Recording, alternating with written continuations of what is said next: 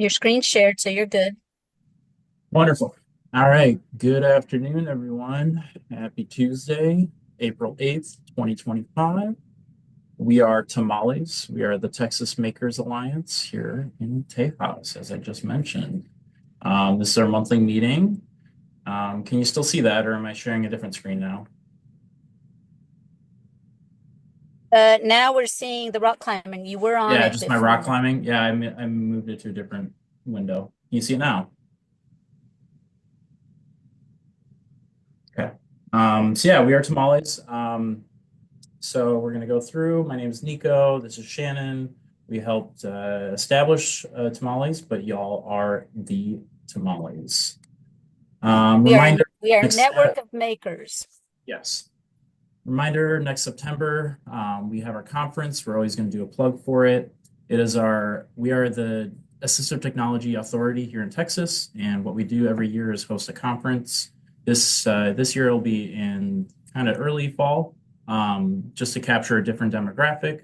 But it's essentially assistive technology from providers, experts, caregivers, and individuals are all invited to come and see what is the latest and greatest in assistive technology and how it could potentially serve you. So, call for papers, I believe, already ended.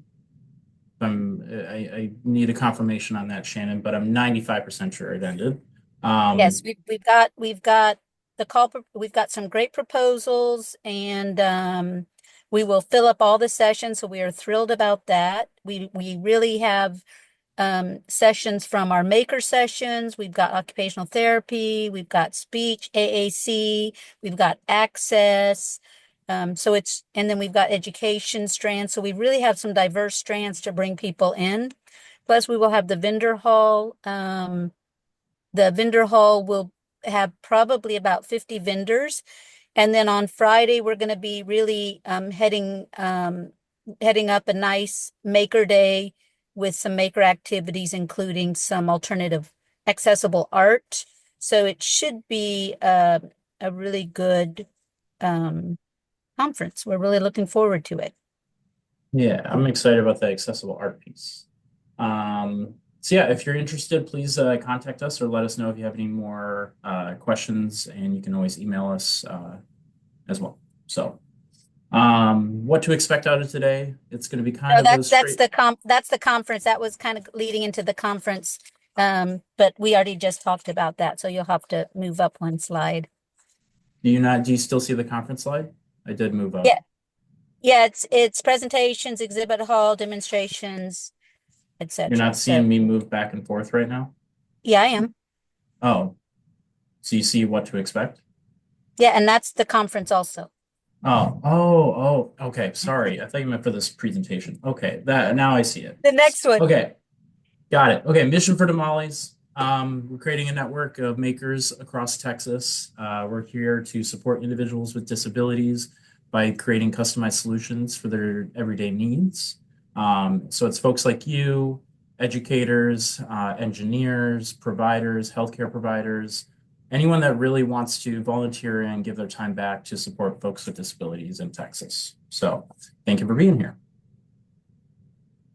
This is the slide I was thinking it was. Today's agenda. So we're going to talk about new connections, switch interfaces, the library conference that we attended, article reviews, and then finally any previous recordings we'll discuss. So looks like there might not be many new members on here. I think Adina, were you here at a previous? Yeah, yeah. And then I was. Hector is new. Yes, I believe Hector is new. Hi, Hector.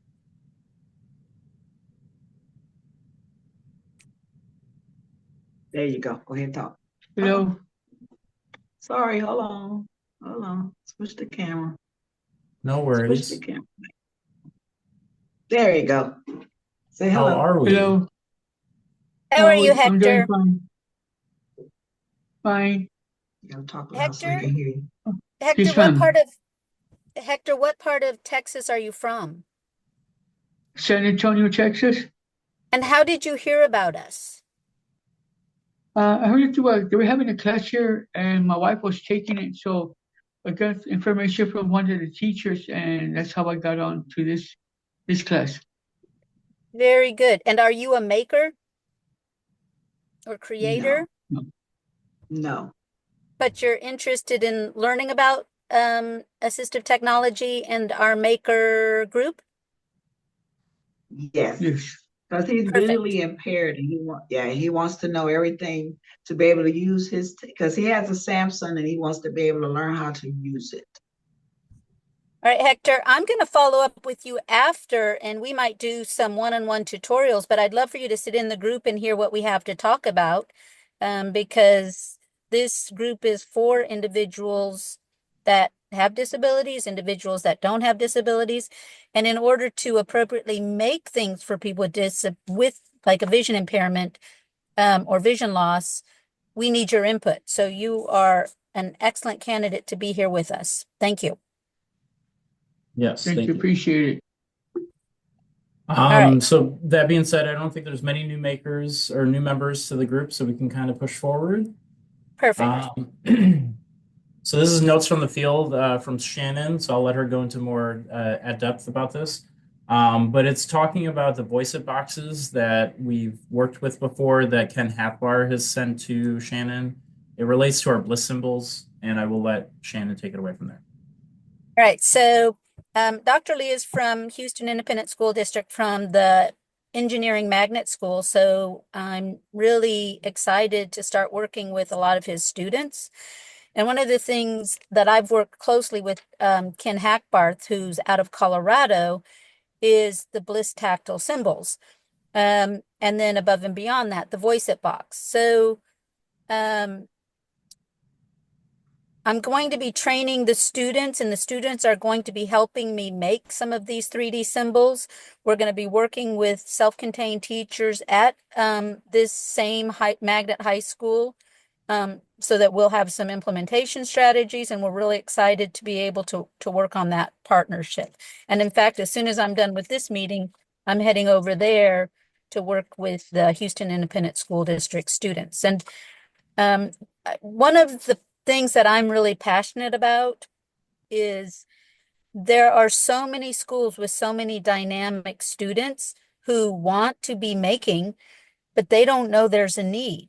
And then you've got assistive technology teams within schools, and they don't know to use these CNS teams or these future engineers as a resource to create our equipment. So I'm hoping that Dr. Lee and I can really kind of work out some of the kinks so that we can spread the love in regards to building assistive technology teams within high schools. Any comments on that? So we're just trying to keep you informed in regards to what we're doing, because in my perfect world, I would love every independent school district to be making for their AT teams, because they have the tools and they have the brain power and they have the enthusiasm once the kids know about it. All right. Yeah, I think there's a community aspect too that shouldn't be ignored as well. Connecting with people that's part of your community but you don't maybe see every day. I think that's super powerful too. Building relationships. Mm-hmm. Yes. Yeah. So I'm excited to see what comes out of that, and I'm wishing you all the best this afternoon. All right. So the UT CNS Makerspace, speaking of makerspaces, so this is the makerspace here at UT, and we met with them a few weeks ago to tour the space. It's about a month ago now. But we met with the project leader there, and he's been really, really supportive of all of our work and the work that they're doing and trying to get students involved. And we got them connected with the Austin Independent School District here. And then they've been making some waves so far as connecting both students from high school to this makerspace here at UT. Anything to add to that, Shannon? Yeah, so what the CNS lab is going to do, and they have a brand new gentleman, Patrick Benfield, who's now running the Maker Lab, the CNS lab at the University of Texas. He's offering a summer camp for high school students, but what he needed is actual students that would be committed to follow the program through. And he wants students with disabilities. Well, we looked at the clinic at the University of Texas because there's a speech and language clinic.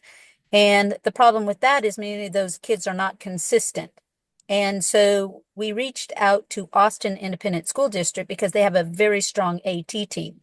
And so they have now met with Patrick Benfield. They took a tour of the CNS lab from Austin Independent School District, and they actually have the families that they're going to connect to the project. So this summer, they're going to have students from Austin Independent School District. The parents are going to be transporting them, so parents are involved. They're going to be working with the high school students, and they're going to be doing a competition over the summer. And then Patrick hopes to like push this into an actual college project also once he gets that relationship established with Austin Independent School District. So it's really kind of exciting to see them working in the direction that we're trying to work. Yeah, it's definitely inspiring. Yes. I hope the kids get that out of this. So just bit by bit, just trying to get STEM into every kid's hands and show them the possibilities. Well, STEM's there, but now we want STEM with a purpose. Yes, that's a great point. So this is a rocket switch interface that Shannon, I believe you were exposed to at the library conference. Well, no. So, some friends of mine that I've been, during the pandemic, you developed a lot of relationships. And so, Chris and Loretto are from New York City, and they came down to the Houston Education Service Center, and they did a quick training for occupational therapists and AT team leads, kind of showing how to make simple switches. And so what they did is they pulled resources off of the Makers Making Change site. So last time we kind of shared with you a resource for Adaptive gaming. adaptive gaming. Well, this time what they had us make, and it took literally 5 minutes to put it together. It was one of the easiest things I've ever created. But they taught us to make this adapted switch interface. And so they had all the parts. So the case is 3D printed. So there was a little box that was 3D printed.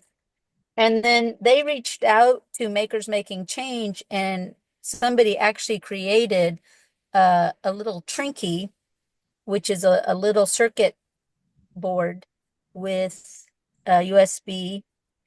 And so you can make this for under $30, about $30 to $50. And then you use a regular jack, and and it acts as a switch interface for any computer, and you can program it. And it was so easy to program that even I could program some of the simple games we were using.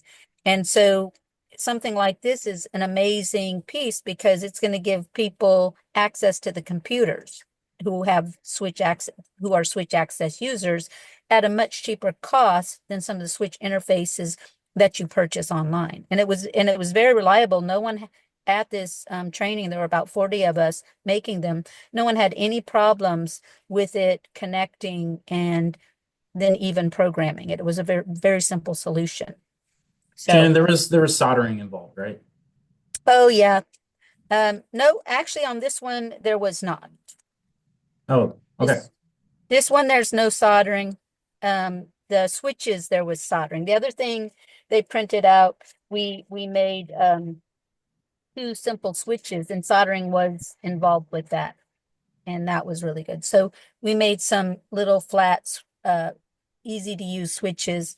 And then with the two switches that we made, which both cost under $5 to make, and our switch interface, we actually went on to like Microsoft gaming and created our own little academic game. So it was really a cool technology. And those are the kind of things that we want students to start helping us with. Yes. I know if they're not used to a soldering tool, definitely keep an eye out while they're using it. So yeah, though it really, like, you think about it, $30 is kind of like, oh, dang, that's like a lot. But then you look at the commercial prices for a lot of switches, and it's like double, triple, quadruple times that. So it definitely makes a difference. Do you want to hit the if you want to hit that link for that switch interface just to show how much information is on it. So I put that link on there, and then if you open that and then put that in the chat, or yeah, so it's got all of these files um on it. And so this little rocket switch has all this information, and there's a picture of it connected to the computer, and those are the actual two switches we made in this training. So um yeah, so Nico put that in there so that you have that access to that, because it was a real simple solution and it was very reliable. And then you're thinking, wow, if you've got those kids with unique motor needs, they'd be able to create switches and fit them to any wheelchair or any setting. And you've got two switch access to access literacy, gaming, etc. So it's really a good start. Yeah, it looks like a good time. It's very neat, clean, and straightforward from this guide, looking at the guide. So that's in the Thank you, chat. Nico. Yeah. And we just got an update about this one. Uh, we had Yeah. the Taylor project that we were dealing with from a therapist up in Denton, Dallas. Dallas area. Yeah. They were OT, I believe. Yeah, Repeat. he was a physical therapist, I believe. Yeah, and so the situation is the person would become fatigued, or they weren't able to press down on their inhaler. And so we were trying to come up with adaptive solutions, and I believe Shannon was working with Dr. Lee on the Dr. design, Lee did it. Yeah, he gets all the credit. and I believe it was well received. So that's kind of He like our actually, whole. Yeah, go ahead. so we sent him 3 prototypes. The two that you see on the screen actually did not work, but Dr. Lee had made a prototype that we sent up, and he said that that prototype she could actually use. But he asked for, and I'll put a picture on it next month. I forgot. I apologize. But but the lever he wanted a little more durable. And so he's going to work directly with Dr. Lee to fine tune it. And once it's done, we're hoping to then have HISD put it on Makers Making Change to give them a little credit for their creation. That's what it's all about. It's pretty crazy. Anything to add to that, Dr. Lee, or oh, you're muted, sorry. I apologize. I forgot I was muted. Oh, no, you're good. You're good. Yeah. Can you hear me now? It's better? Yeah. Yep. Okay. Um, I actually received that email this morning when you sent it to me, Shannon. It was I think the changes are doable. I just want to make sure that it's going to be correct, because the design, I have the original design. That's why I can modify it any way I want. But I'm glad that it may turn out to be okay. And I don't think it's going to be something that takes too long, but I want to make sure I do it right. That's why I want to talk to him directly. And also, the way that we work sometimes by words, for me, is not so good. I like to have some sketches to make sure that I have the dimension correct and how I want it. So that anyway, I'm happy that these things are okay. And also, um, I think these are the kind of thing that my student really like to do, because it's kind of what we try to do is to solve little problems, and eventually hoping that it's going to help somebody with that. And not, we're not looking for big problems that change the world. We're just looking for things that we can do to help little things. And so I'm glad that it works out.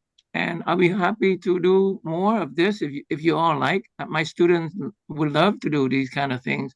The more we have, the better. However, you have to be careful. We are entering into the exam mode, which is star testing. This time of the year is really not so good.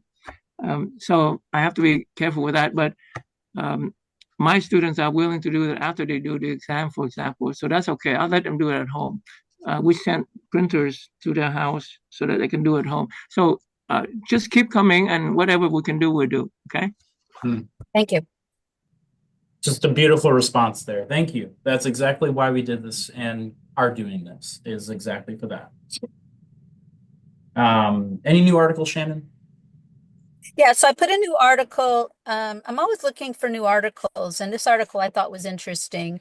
And so I put it in our Padlet, and it really is talking about all the different terminology for the digitalized innovation environments.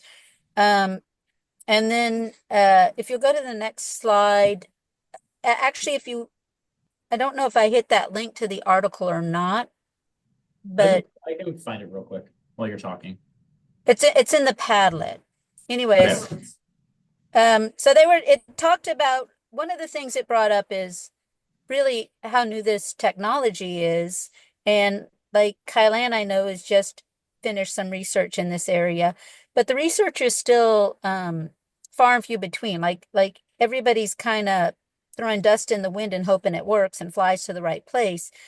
And so we're just now starting to get some research, but one of the downsides is, technology is changing so fast that the research is needs to rely on some of the processes versus the actual tools, which we've always known.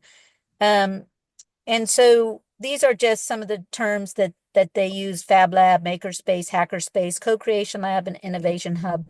And then if you'll go to the next slide, Nico. Mm-hmm. Thank you. Oh, no. Oh, no, I must not have put it in there. Go to the Padlet where it is. Oh, I was going to post the Padlet right now. I have the... Yeah, could you open the Padlet? Oh, yeah, I have it right here. Yeah, thank you. There.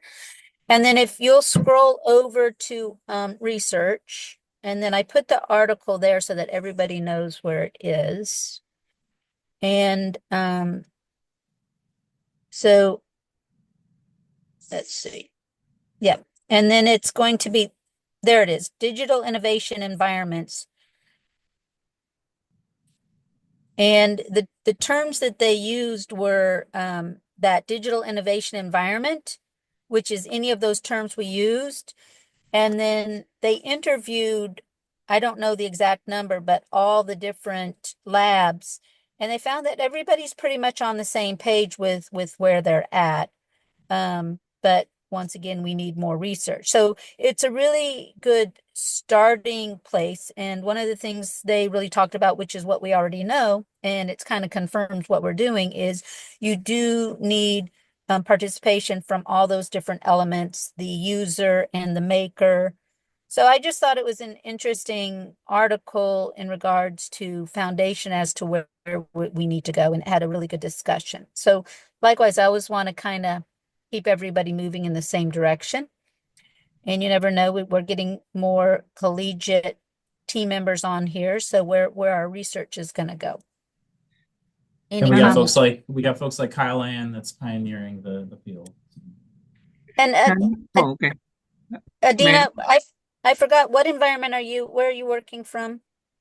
I'm in Dallas at UTD. Yeah, that's what I thought. So two Mhm. collegiate right there. We got a lot of folks in the Dallas-Fort Worth area. And sorry, Dr. Lee, were you about to say something? I was going to ask you about these various different names. Are they much different? Because many of these names I'm not familiar with. Like, for example, co-creation lab. What does that mean? Different names for the same thing. It's Okay. All right. Yeah. That makes me feel a little more easier because I'm looking at Yeah. this. I mean, 5 different names for the same Yeah. thing. No, there were even more listed. So I only wrote down 5, but that's a good question. And so it's that lack of consistency or acceptance, but we're all doing the same thing. So despite all of those different names, all of these groups are doing the same thing.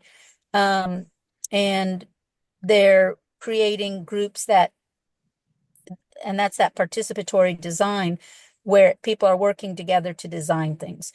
And so they did some interviews. And so it's more an interview and bringing in that information so we know where we have to go, which is how we get started. I got it. Thank you. You're very welcome. All right, so we're going to turn the mic over to y'all. What have y'all been up to? What have y'all created? Any problems? Any highlights of the week, of the last month, actually? Any concerns? This is kind of like a open forum type. And somebody's been knocking at my door, so I'm just going to put myself on mute real quick and see what's up with that. So.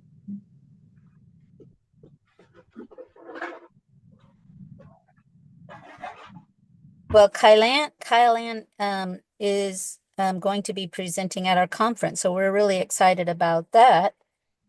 Would you like to talk a little bit about your research, Kylan? Sure. Yeah, I'm really excited about that too.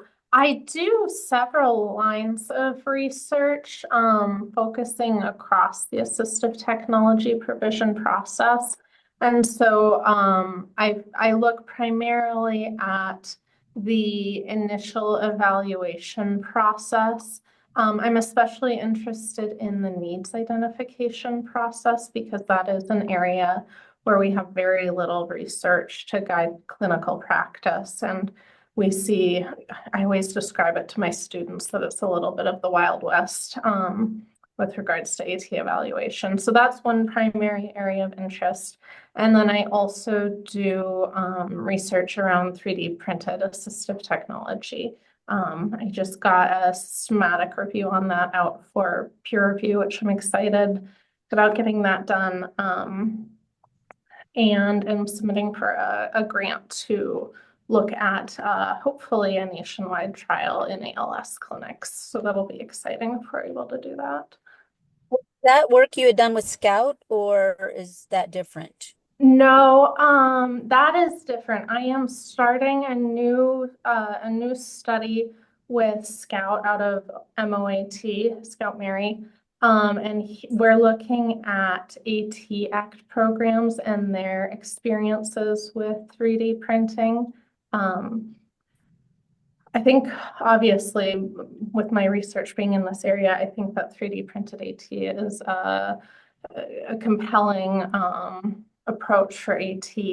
But I also know that it's really hard to do in clinical practice because unfortunately so much of healthcare is profit driven, and hospitals and clinics don't want to give that time to clinicians to do the 3D printing. And so I see AT Act programs as a potential solution. And so I'm wanting to see kind of what the different AT Act programs in the country are doing around 3D printing.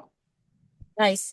And that's kind of one of the reasons why I want to get high schools involved, because you've got the students that have the time that want to create.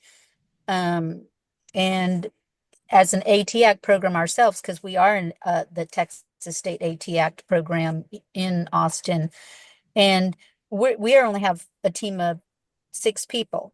And Nico's part-time, but he's invaluable at helping us with the 3D printing and what I need help with. And then another is more of our shipping. So really it's Nico and I are the 2 main 3D printers, and we've got one other person that we're training up. And you've got that whole training component that now I have to be a trainer. So we want to make sure we sustain that capacity. Whereas if Dr. Lee is training his students and then I can just go to them and have them help me print it, then we're just, I think we're just, I think we're working smarter, not harder that way.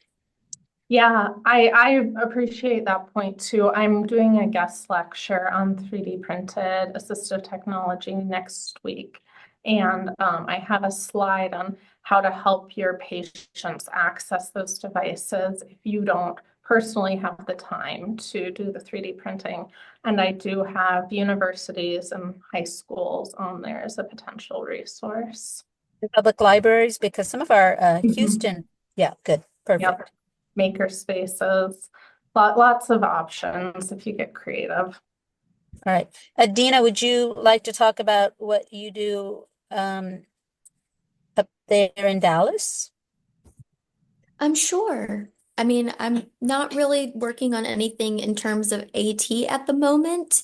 Um, I work primarily in the HR field, working with faculty and staff at the university, and guiding them through our accommodation process. And so I have, give or take, we have about 4,000 employees. Granted, not all of them need accommodations, but I am that one person that will, their point of contact, so to speak. So I walk them through the process of getting accommodations, if they need evaluations, those types of things. And then if we have any sort of like emergency, like accidental type things, like if you fell down on campus, you broke your leg, what are the next steps? And working with those folks in regards to um, accommodation specifically. And then I will be with all of this that we're talking about. It made me think that I can introduce some contacts within the university and get possibly a makerspace on campus. I don't know if there's one already, but I would have to find that out. And then where UTD is situated, half of our campus is in the Dallas ISD region, and then the other half is in Richardson. We primarily focus on Richardson, as if there's any emergency, typically the Richardson PD are the folks that come out first. And then obviously the university police too. But I'm just thinking that that could be another resource so that way we can start channeling, not just on the university level, but also in the community and in those high schools. And I know since I was a former teacher in Richardson ISD, there are a plethora of high schools. I won't say all, but I know a handful of high schools that do have an immense amount of 3D printing specifically, and they have various options to create and make and what have you. So I can definitely tap into some resources here and get the word out and see if we can partner and go from there. Adina, I'm going to mention a couple things to you. Mhm. So, as away from our maker spaces, one of our goals as the State AT Act is we have demonstration centers. And one of our demonstration centers is the Education Service Center 10 in Dallas, which is right south of Richardson. It's right in your area. And if you do have students, they can actually go over there and Shelly or Alexa will work and teach them the equipment that we have housed there. So if they want like hands-on support, especially one of our big concerns coming out of high school, post-secondary is many of the students don't know how to use some of the technology. So Alexa and Shelly are a tool. And then before they purchase the actual, you even as an HR representative, you can have them check out equipment from us for 35 days, and they can utilize our equipment to make sure it works before they actually purchase it, or before you as employers actually purchase it, you can make sure that it's going to work. And they can even set up a Zoom call, and any one of our team members can help them discuss other options based on their unique needs.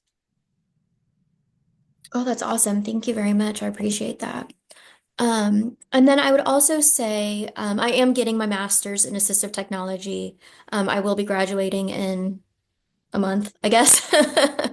Um, so that's primarily taking a lot of my time at the moment. But definitely wanting to get out there and let people know that, hey, AT exists and whatnot. Hey, T-Taps is hiring one more person, so you might want to put your name out there. Just saying. Where is that located?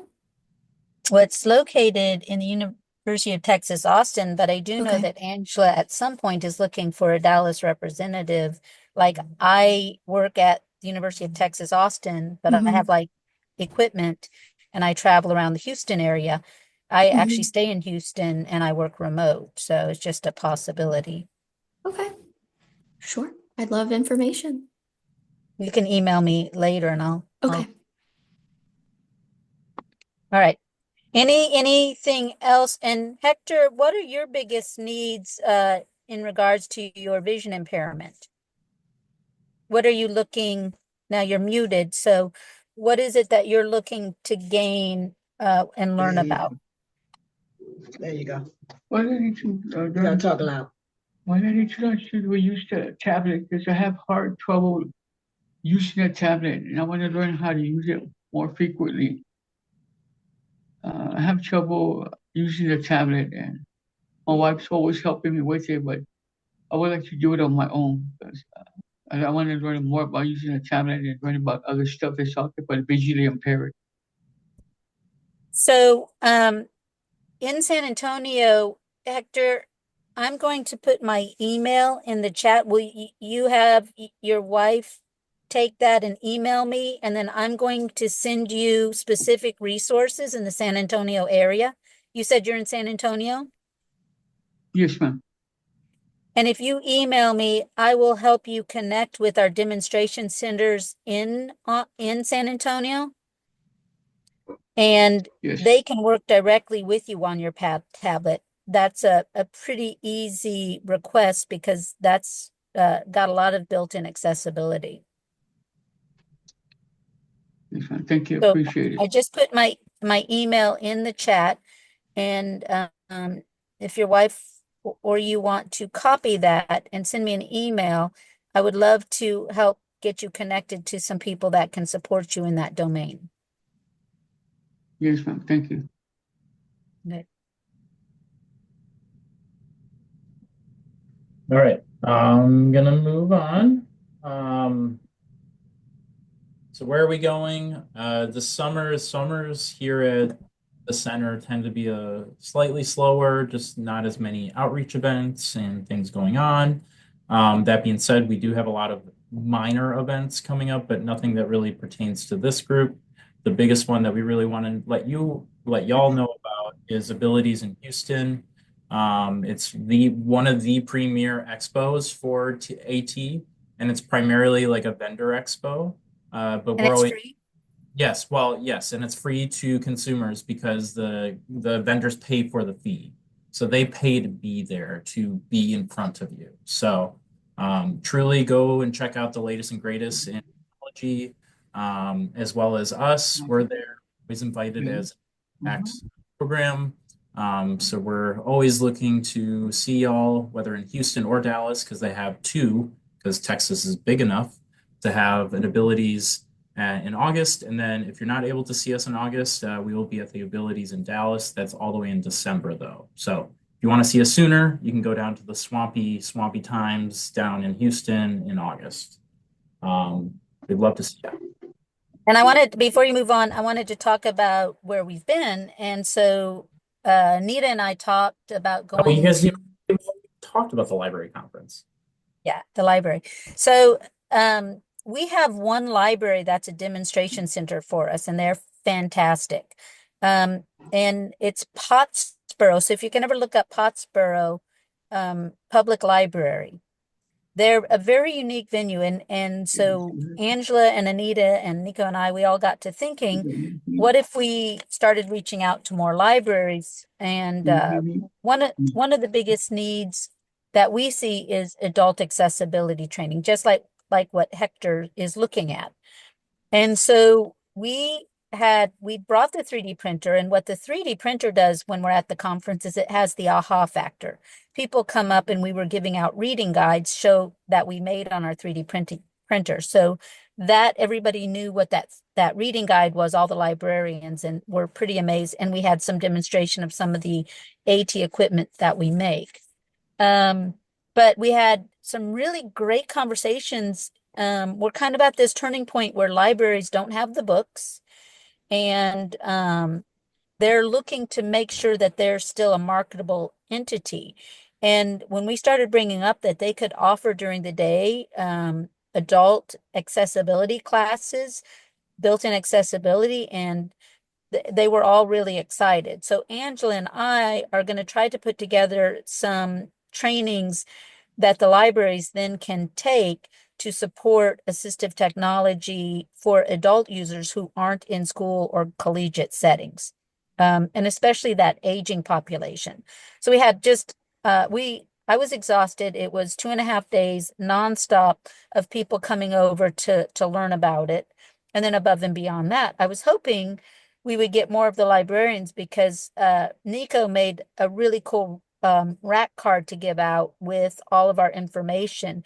And we were able to share that with a lot of the libraries. And some of the librarians said they had 3D printers that they had never opened. Some of them are looking to set up maker labs. And so it was really getting that information out that that's such a great avenue for them to start moving forward with. And they had our 3D printed Padlet, which allows them to look at all the different AT tools. So that was really exciting. And so if you all are ever in your local areas and you are going to the libraries, ask about those type of services so that we can just start planting those bugs because, it's kind of working that smarter. They have the space. If you think about people my age, I'm not going to say, no, I don't care. I'll be 60. And so I sit on airplanes and I often sit with people around my age or older, and they're not even aware of those accessibility features on their phone. We take for granted because it's our world. And I will watch as somebody's struggling to see, and I'll say, well, do you know that you can enlarge the text on yours, or you can use the magnifier? And I've had a lot of people just in my little airplane rides that leave just really thrilled because they can now see their phone and they've learned a few of those. Thank you, Hector. But anyways, so that's a big, huge need. And that's a huge way because, like I said, there's only 6 of us for us to work smarter and start building that capacity. So anytime you're around any public library, try to go in and start, or even email your local library so that we can start building that capacity because they want to be able to serve the community. And many of them, like Pottsboro, she said they've got a lot of these grants that they're working with. And they're not one that is at risk of losing funding, and they want to keep bringing people in. And I know even personally, I'm from Iowa, and the small town where my mother was from, a lot of the farmers donate to that little library, and she wants to start a makerspace even up there. But if we can start chipping away, especially to support some of these rural areas that way, we're going to. And so next year, what we've decided is we're actually going to submit a presentation at the library conference so that we can start talking about building those accessibility trainings in. So that was really exciting, and it was a really positive event to participate in, and I was glad we did it. A lot of potential. Yeah, and I was stuck at our open house and I couldn't go to Dallas. So sad. But no. So that was good. I'm gonna move on. Just And wrap that's up. all. Yeah, Yeah. that's really all we have. It's a little shorter today. A couple people I thought would attend weren't here today, but we'll keep it going. Any comments from anybody out there right now?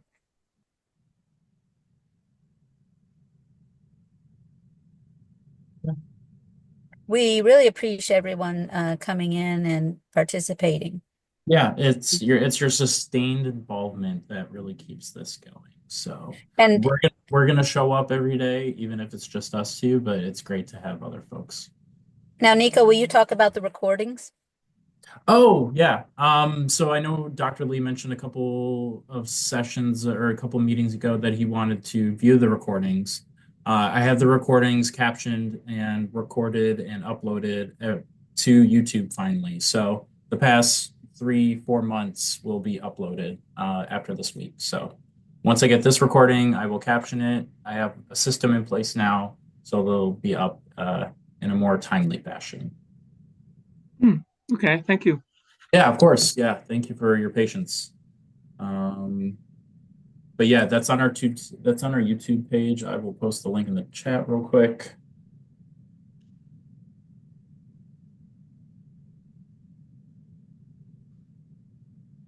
And I want to say I rocked at soldering. I was so proud of myself. Soldering always makes me a little bit nervous, but I'm glad to hear that it went well for you. Yeah, I put those switches together and even got to help other people who were struggling a little bit. So it was kind of cool. So now I've got a new skill on my tool belt. Perfect. Did they talk at all about the self-soldering heat shrink tubing? No, they did not. That's a really nice option for people who are just a little bit too afraid to get their hands on a soldering iron. It's heat So shrink. self-soldering heat tube, we'll put that in our Padlet. Yeah, that's a great one because you just need a heat gun to melt it. Because Kyle Han, I had the same thought as you. And like, I don't want kids like with these soldering tools, like they're gonna burn themselves.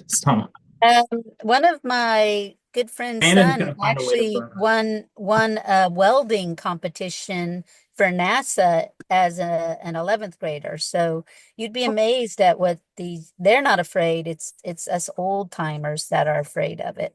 Totally. I mean, they're not afraid of getting hurt or like they feel like they're invincible, but we all know that they're like they're very fragile. So yeah, kids are the darnest. I go climbing and I see them like just go from one end to the wall to the other in 5 seconds and then like fall down and just like bumps and bruises and then they get back up like nothing happened. I'm like, you're gonna pay for that in a few years. Like it's gonna happen.